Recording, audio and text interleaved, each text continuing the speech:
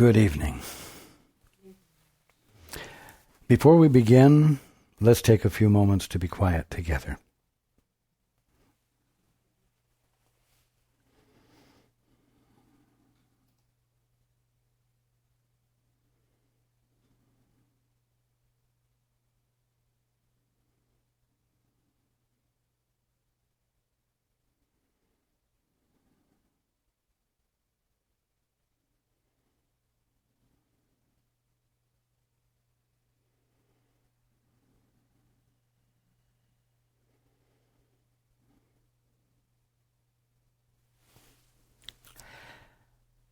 Tonight, I have a specific purpose.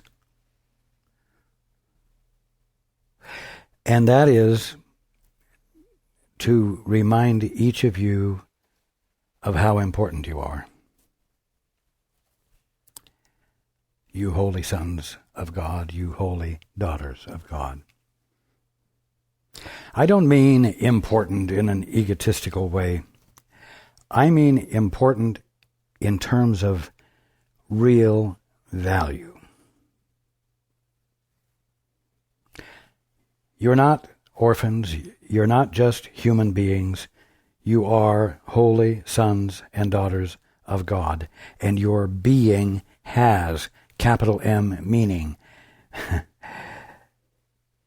Your existence means something to everything and everyone.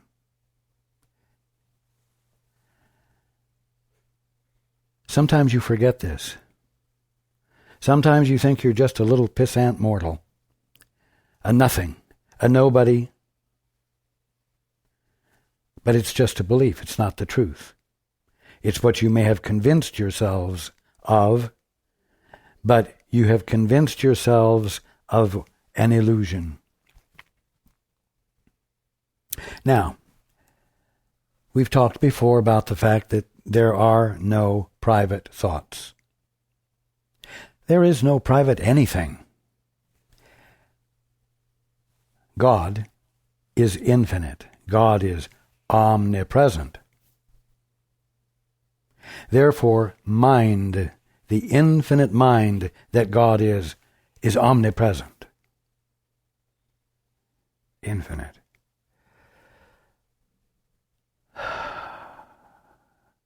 That's why there's nothing private.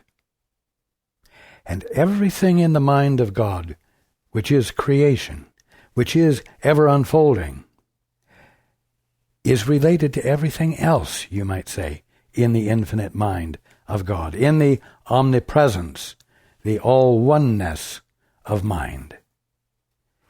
Infinite variety, but all one. Infinite variety, but all equally related and involved and meaningful to every other part. There simply is no privacy. Nothing separated off. Hey, we have been talking for a number of years as we've been going through the course about the fact that everybody thinks they've gotten a divorce from the father and that they are independent agents, but it just ain't so. And coming out of that belief is what waking up is about. It's what the Course is about. It's what your purpose is at the present time. Now, why am I saying this? Because on the world scene right now, in the last 2 days, there is a situation or a circumstance or a set of circumstances that are going on and evolving and developing and growing and becoming more confused and on and on. And you know what? If any of you are sitting watching the television hour after hour, or for any length of time, and watching the disaster, as it's called, the tragedy, as it's called, the whatever words are being used to describe it, you will find your belief in the allness of God to be challenged. You will find your confidence that God is all and that God is omnipotent, you will find that challenged, and you will find yourself depressed. And you know what? There are no private thoughts. Important point. Watch what you're letting your mind be used for, and watch what meanings it's giving everything. Because it isn't just your puny little private thought in the privacy of your living room or your kitchen or wherever you might have a TV to watch or the radio to listen to. Now, another thing that we've learned as we've gone through the course is that you cannot witness for yourself, that you must witness for your brother, and your brother must witness for you. Another very important point. Now, those in Japan who are experiencing the brunt of the earthquake and the tsunami are, by virtue of the total disruption of their daily lives, finding their confidence challenged. They find themselves called upon to have faith and hope when everything says it's hopeless. And they're not able to witness well for themselves. I do not mean that in any demeaning way. I am acknowledging that there is a call for healing, that there is a call for love that is being felt by everyone there. There is a call for every single one of you who studies the course to bear witness for your brother and sister. It's your job to remember what it's hard for them to remember under the circumstances. What? Our home is gone. My grandparents, we don't know if they're still alive. One of my children, I think, is all right, but I don't know for sure. My husband is out looking for them, and he's been gone for the last day. I don't know what might have happened to him. There is no water, there is no food, there's no warmth.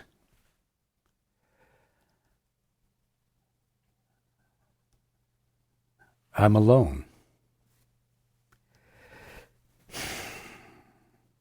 I'm alone in the emptiness of no routine, of no regularity, of no ability to turn on the faucet and have water come out. And some of them don't even have a faucet to turn on anymore. Nothing dependable is occurring. Everything is up in the air.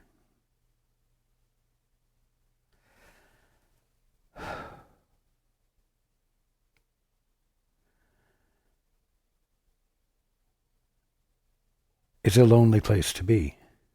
It's a lonely experience to have. But, you see, here's what I'm conveying tonight.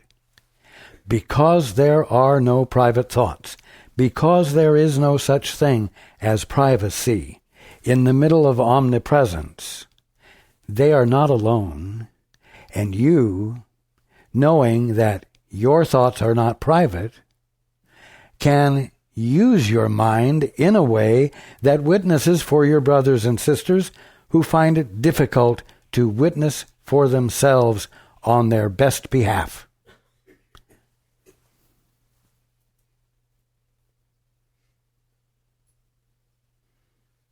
Oh, but I'm so far away, you know. Well, here, let's make you feel a little bit closer, perhaps.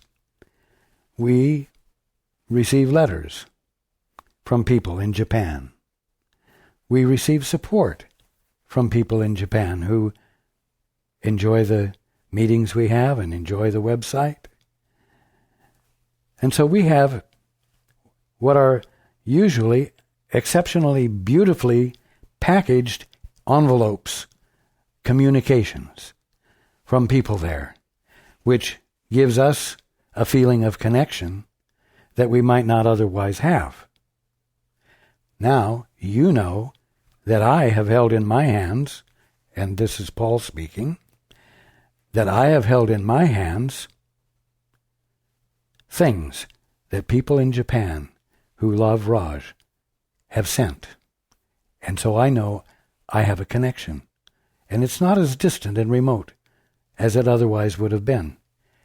And you now know that there are those who enjoy the work that is being done and support it and communicate with us.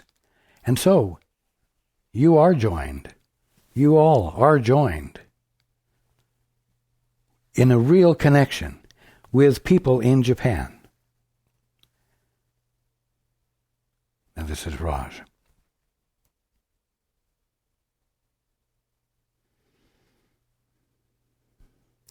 They are not remote from you. They are not different from you. And they need the right use of your mind to be practiced by you to witness for them, so that they, because there are no private thoughts, might feel the presence of love that will inspire them, which will provide a feeling of connection for them when they seem to be in lonely isolation.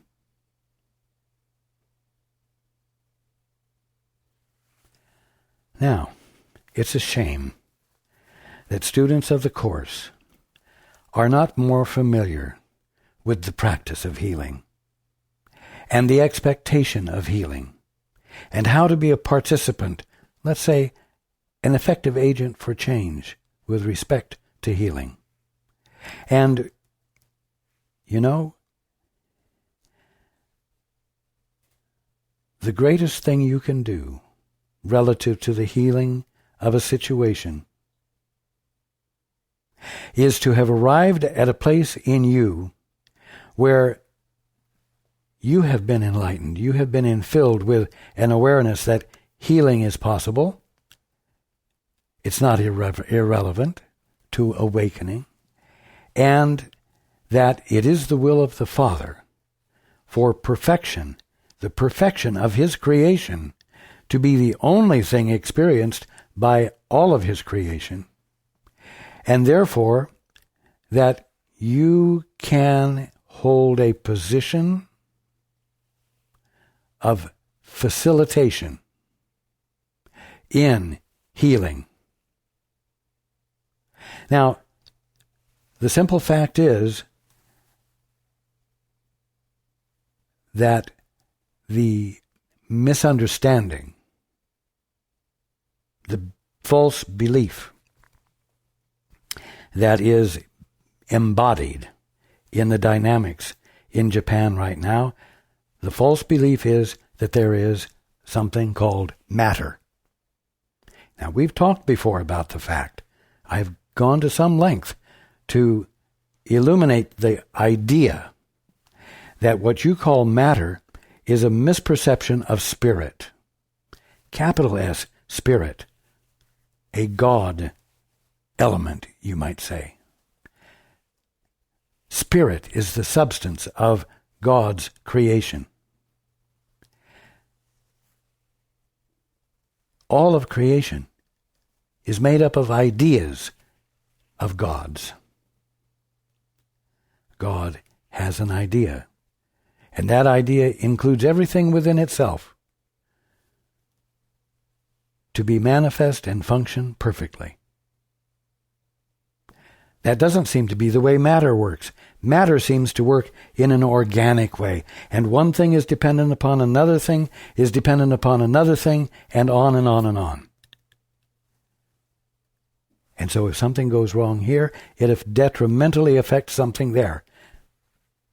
All of you are familiar with that in regard to your body, because you can seem to have a blockage in one place, and it seems to cause a distress in another place, which causes deterioration somewhere else, and it complexifies and complicates itself until you eventually die because of it. When the simple fact is that the substance of your body is spirit, God stuff. And it is incapable of embodying anything not intended by the Father. Now, that conflicts with the general consensus about the world by science. But the fact is that healings occur. Healings occur daily around the globe. And when they occur, the seeming connection and detrimental responses of various aspects of the body suddenly stop having detrimental responses. The connection, the detrimental connection, stops. And for no apparent reason, the situation resolves itself. And it isn't, as I've said before, it isn't because matter has somehow been changed, forced to be different. It's because it never was matter. It always was spirit. And in the willingness to see a miracle, in the willingness to see everything stop functioning as though it were matter, the bondage that spirit has been held to by ignorance is released, and healing occurs. Now, you, through the proper use of your mind, can witness for your brothers and sisters in Japan or anywhere on behalf of radical healing.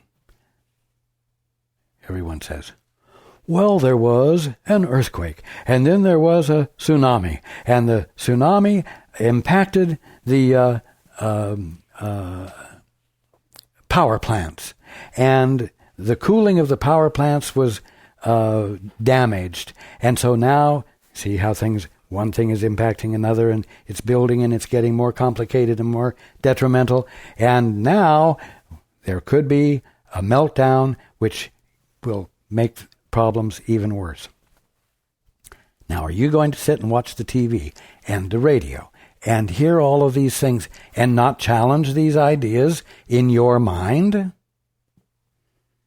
If you are, then you're in no position to be an agent for change, because you're not in a position to bring clarity to your brother and sister in Japan who lacks the clarity because of the shock of the events. And so you can't witness for your brother or sister outside of the problem. And you become part of the problem and confirm it, because once again, there are no private thoughts. Now, I promise you that whether you've been following what has happened and what is continuing to happen in Japan, you have felt the disturbance. You have felt the negativity, you felt the fear, and so on, whether it was overwhelming or whether it was just a mild undercurrent of uneasiness. And that's because there are no private thoughts. And you are not at a distance where you're untouched and unscathed by events that occur.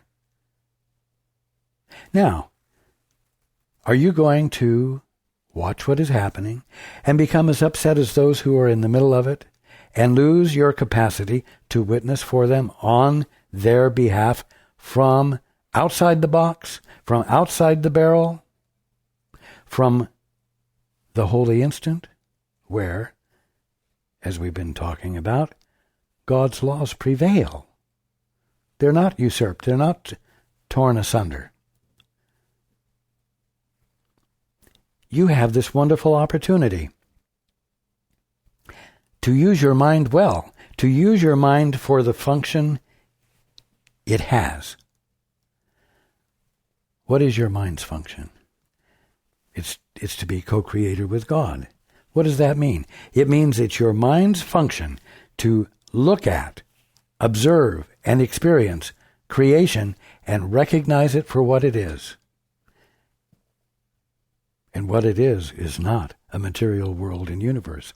It is creation itself, which you're miscalling physical world and universe. You're not recognizing God in it because you're defining it as not of God. You're defining it as a material organism, a material set of functions that impinge upon and relate to each other, not always in constructive ways. You see? That's not recognizing God in everything. That's not being in the holy instant where God's laws prevail and where what God is being there can register with you so that you can look where you had seen a material world and universe and say, wow, this is incredible. This is awesome. This is God, and I see it. You see, the people who are homeless, who can't find water to drink, who are cold and can't get warmth, it's difficult for them to look at it all and, I'm going to say, see through it. See past it to the kingdom of heaven that is really going on right there.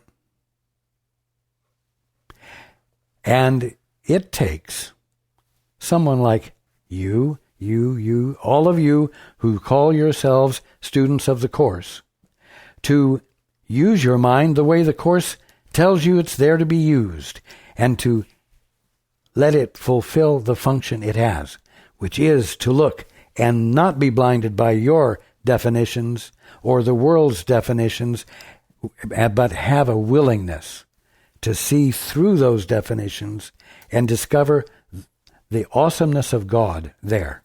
You know what? You think that the power plants are just physical. They're plaster, they're metal, they are uranium, they are elements. You think it's all matter. And because it's all matter, there are certain physical processes that matter can only go through. Well, you're wrong. And as a student of the course, you need to begin to feel the wrongness of those kinds of assumptions so that you are not stymied in your mind against seeing God there. Because if there's a power plant there, don't be so sure it's matter. The only thing that can actually be there is spirit, fulfilling God's purpose, and being incapable of changing from that. The minute you stop saying with great conviction that there's nothing that can be done because there are certain atomic processes and certain physical processes and certain thermal processes going on that can't change, you need to look and say, wait a minute. If the substance of this is spirit, and if spirit is the substance of all that God is creating, then this substance must necessarily be functioning according to the laws of God, which prevail, because God is all, and which I can see the prevailing of if I will abandon my confidence. And I will abandon my definitions. And I will say, Father, what is the truth here? In spite of what I think the truth is, which is awful. What is the transforming truth? What is the truth that can appear as the reactor cooling for no obvious reason, and radiation not being released, and bodies that seem to be able to be damaged by radiation? None of it is matter, having those kind of impinging, impactful negativities. All of it is spirit. And all of it can change in a twinkling of an eye, in a batting of an eyelid, you see. Now, I could suggest that for every minute you watch the TV and the news and see the images, I could suggest for that every minute that you do that, you take a full minute to meditate, or a full minute to get out the course, or a full minute to get out a hymnal, or a full minute to refresh yourself with the truth that you know is the truth. Well, if you're going to watch the TV for 2 hours, that means you've got to take 2 hours to meditate or read the course or immerse yourself in ideas that contradict what you've just seen, so that you might be able to witness well for your brothers and sisters instead of joining them in the mire and the muck and the stuckness of it all. Do you have that kind of time? It would be well spent time. It would be time well spent. I would suggest that you watch or listen just to be kept abreast of the basics. But you know what? The media loves to have unknowns because they can fill up time with interesting, stimulating speculation that can keep you glued to something that is going to have no intelligent conclusion. So watch what you do, and don't get caught up in the what ifs and the potentials which can't be ruled out, and so they might as well fill up some airtime talking about them, and you take your time, waste your time listening to the speculation that will lead nowhere, except perhaps to cause you to feel a little bit more like there isn't really a God. And when that happens in your mind, what's happened? You've forgotten your function. You've forgotten that you're the holy son or daughter of God, and that you can be an agent for change, and that it's your function to be an agent for change. It's your glorious opportunity to look at a circumstance that seems most definite and irrevocably moving toward something awful and see it change.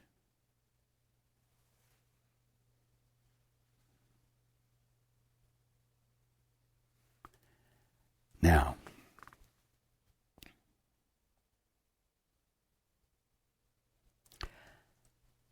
I am going to say this. Do take time to realize that there are real, I'm going to say human beings, there are real brothers and sisters in Japan coping with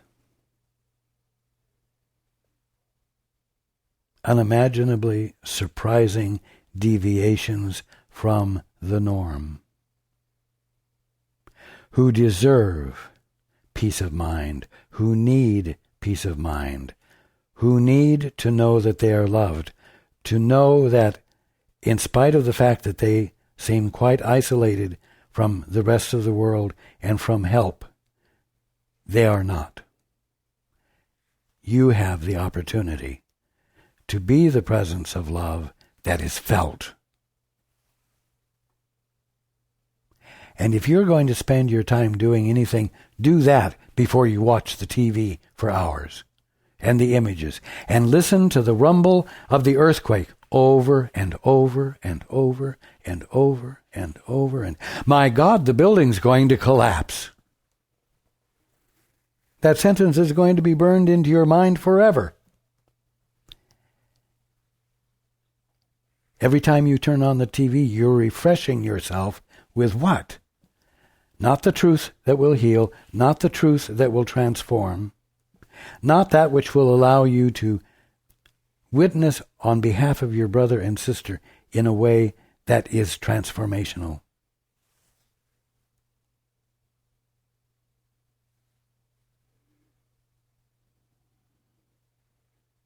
It's my intent tonight to convey to you holy purpose. Holy purpose that we've been talking about embodying for a number of years. But tonight, we have holy purpose that you can't deny is needed, and which you can't help but feel the potential for your playing a part in.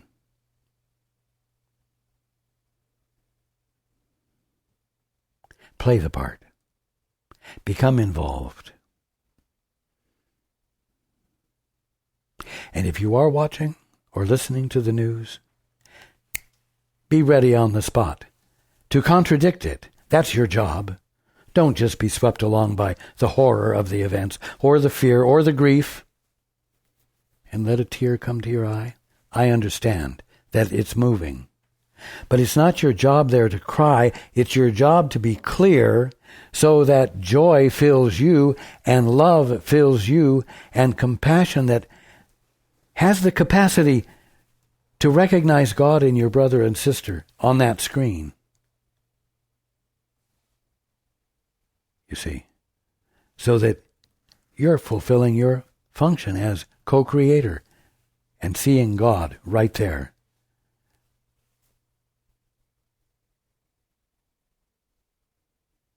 Now,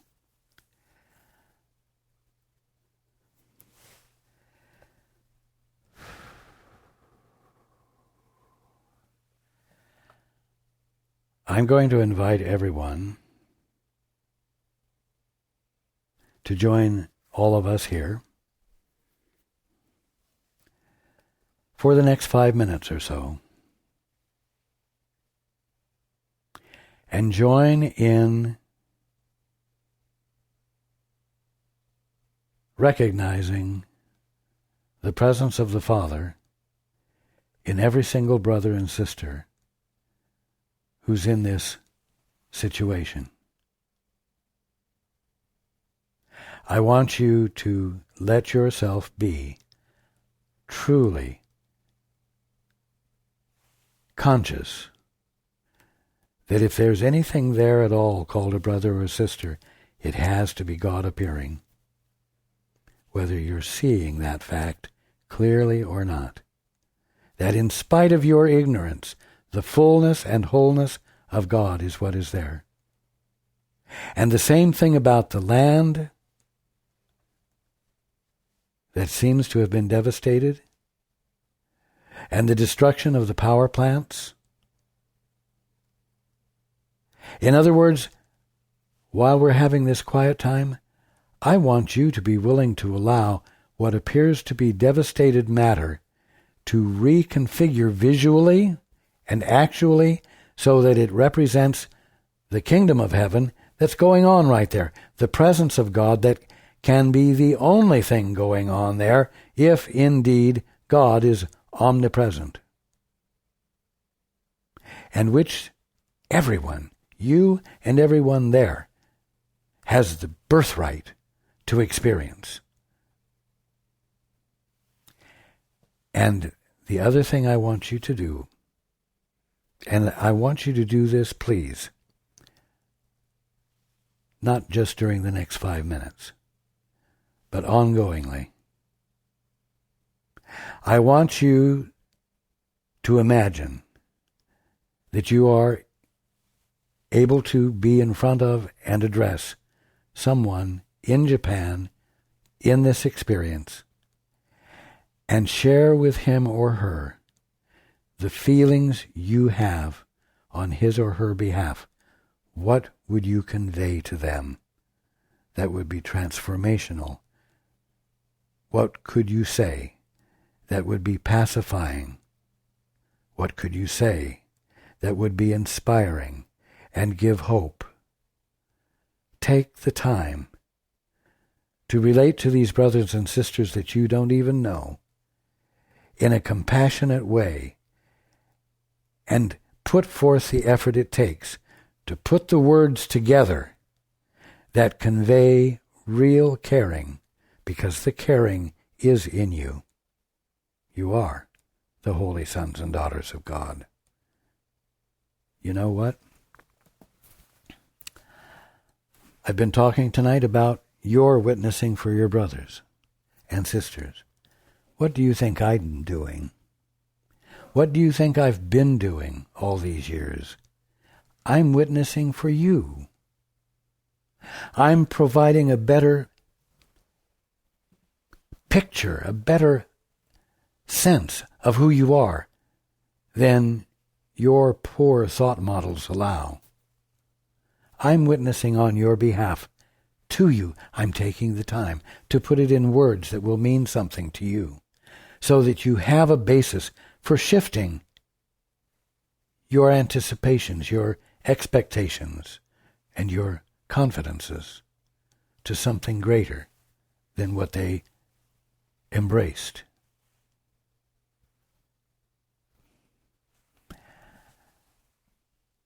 Please, take this wonderful opportunity here to witness well for everyone there.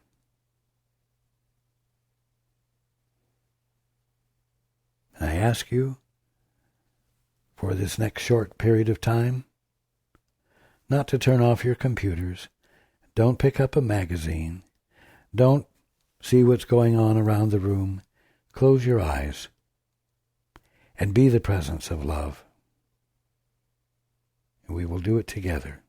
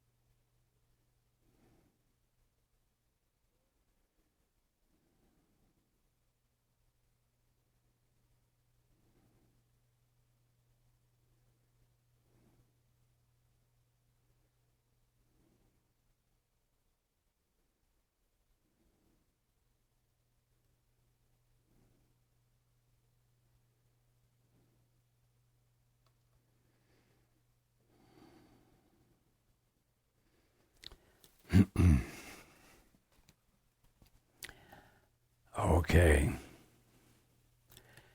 It's mid-afternoon there now. Night will fall. And the sun will come up. And everyone there will need the courage and the stamina to face what needs to be done and meet the need.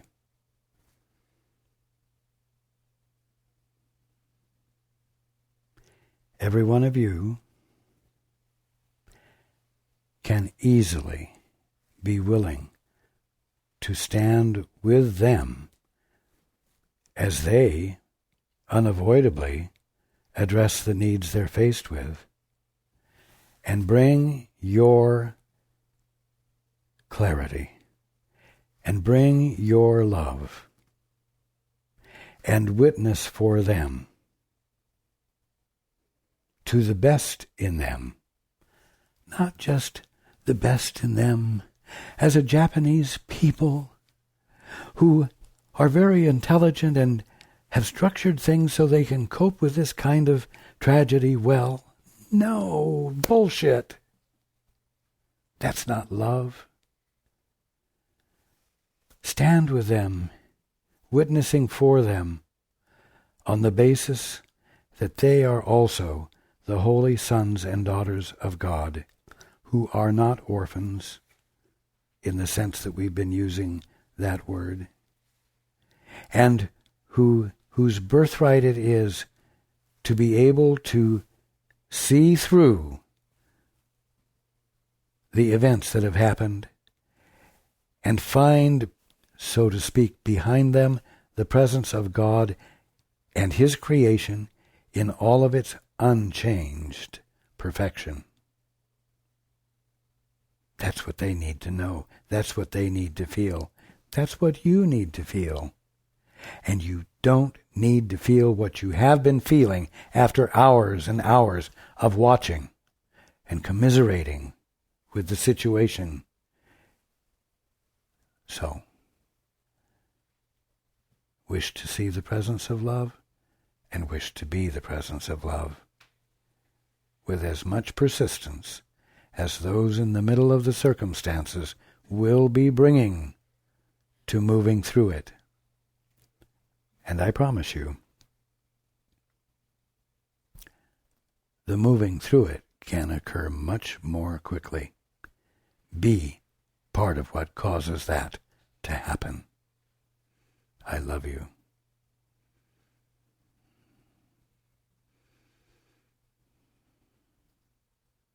And I look forward to being with you next week.